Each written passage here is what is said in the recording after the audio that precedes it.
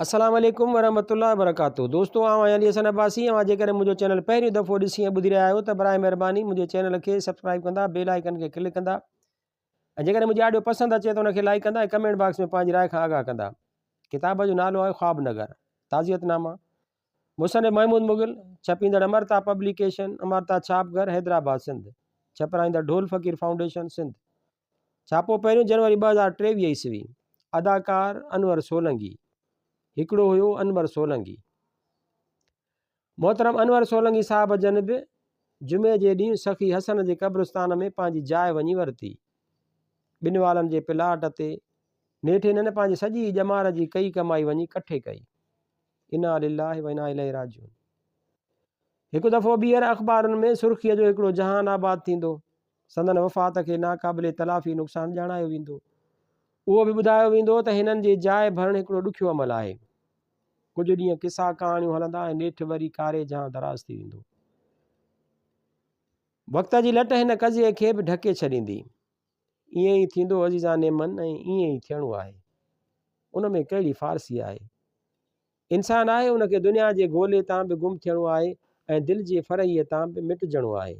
उन में को सऊं फसानो त कोन्हे। पर सोलंकी साहब जहिड़ा माण्हू एॾी सवलाईअ सां वक़्त जे रबड़ हथां नथा रहनि। गुज़िरियल 10 सालनि दौरान मूं 4 दफ़ा हिननि खे परख में रिकॉर्ड कयो। पहिरियों दफ़ो हू बिना स्टिक जे आया हुआ, तॾहिं अञा उहो रिक्शा वारो हादिसो संदन हयातीअ में कोन थियो ऐं पोयां 3 मौक़िया सहारे सां हलंदे हिन सुलछणे अदाकार सां ऑन कैमरा तवील मुलाक़ातियूं रहियूं। हर वारे संदसि ज़ात जो को न को नओं अक्स ज़रूरु खुलंदो हुयो। पर हिकिड़ी ॻाल्हि जेका सदाईं अंदर में हुरंदी रही त अनवर साहब घणो करे घणनि माण्हुनि खां नाराज़ रहंदो हुयो। संदसि ज़ाती चवाणी त मां कंप्रोमाइज़ नथो करे सघां। कम जे वठण लाइ, कम जे हलण लाइ ठाह करणु मुंहिंजे तबियत में न आहे। अलाह सभिनी खे ख़ुशि रखे।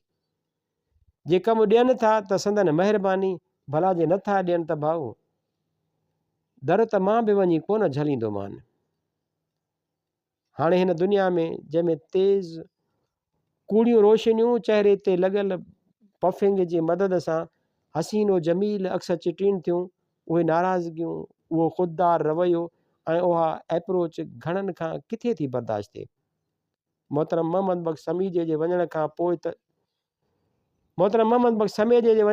पोइ त राकास अञा बि वधीक वराका ॾियणु लॻो।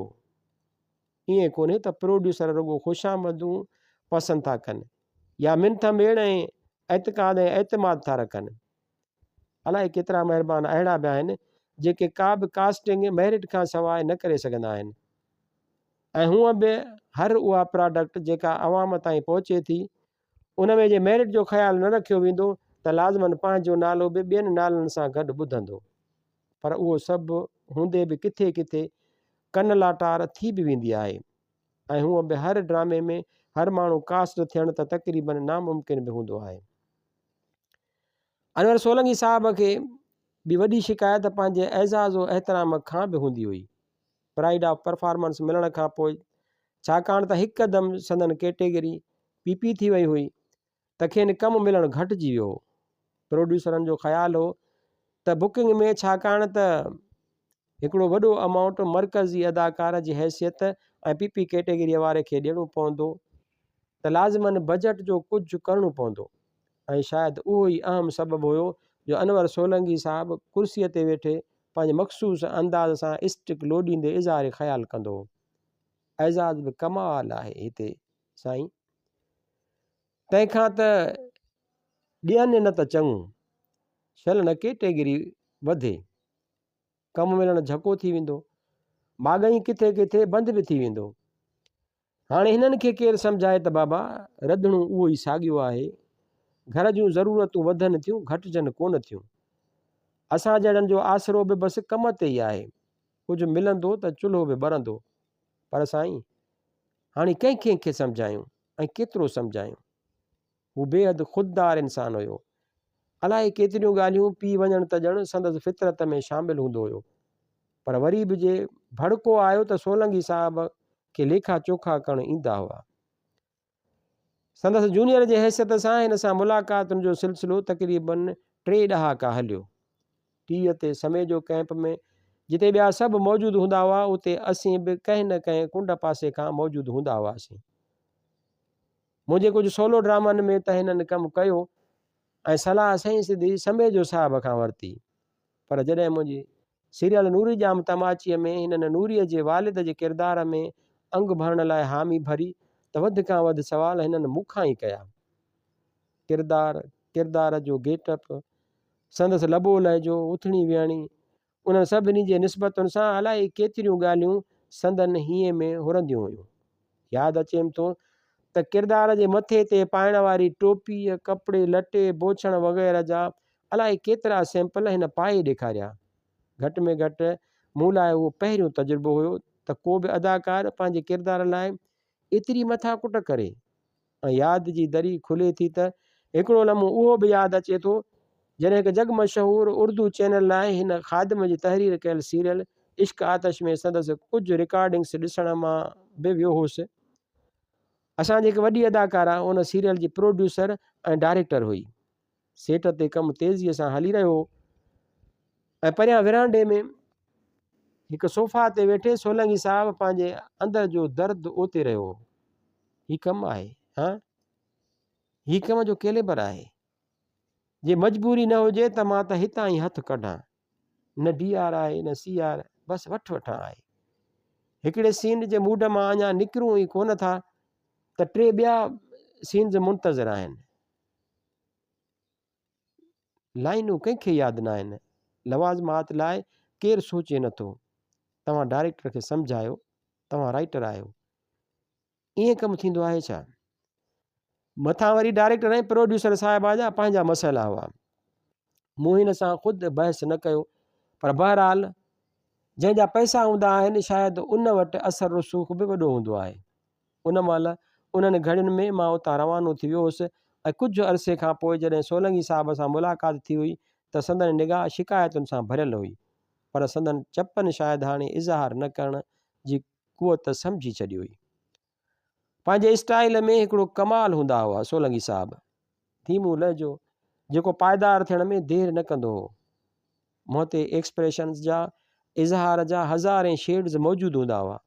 हू वाक़ई वर्सटाइल फ़नकार हुयो जंहिंखे कॉमेडी ऐं ट्रेजिडी ॿिन्ही असलूबनि ते कमाल दस्तरस हासिलु हूंदी हुई। बलोच साहब ऐं पोइ हारून साहब न मूंखे ऐं मुश्ताक जिसकाणीअ खे मिज़ाज जी टाइमिंग सम्झाई। हिकु वारे हिननि इंटरव्यू में चयो हो, असांजी जोड़ी पोइ कमाल थी निकिती। मखण ख़ान ढोलण ख़ान जे किरदार ऐं राणीअ जी कहाणीअ माण्हुनि जो जीअण जंजाल करे छॾियो ऐं उहो टेलीविज़न जे तारीख़ में असां लाइ तमामु वॾो ब्रेक हो। मुश्ताक मूंखे चङी तरह सम्झंदो हो।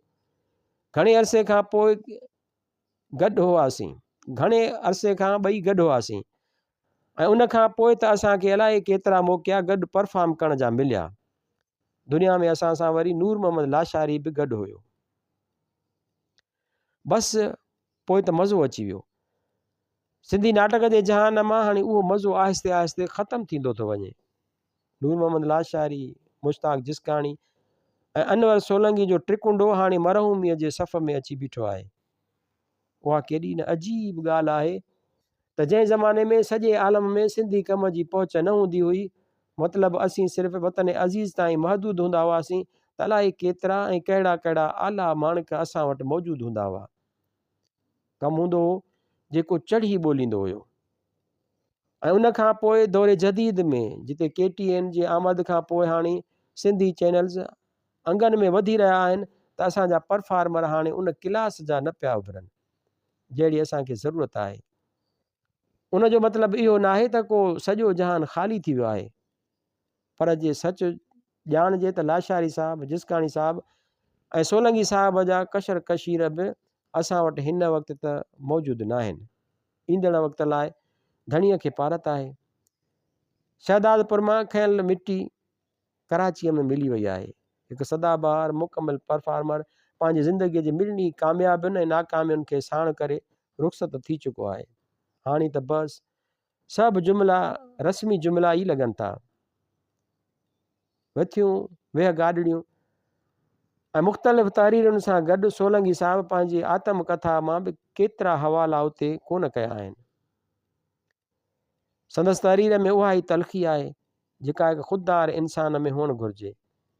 ज़हानतुनि सां थियल हिन परफॉर्मर जी लहजे में हिकिड़े जुमिले जो इज़ाफ़ो करणु बेहदि ज़रूरी आहे।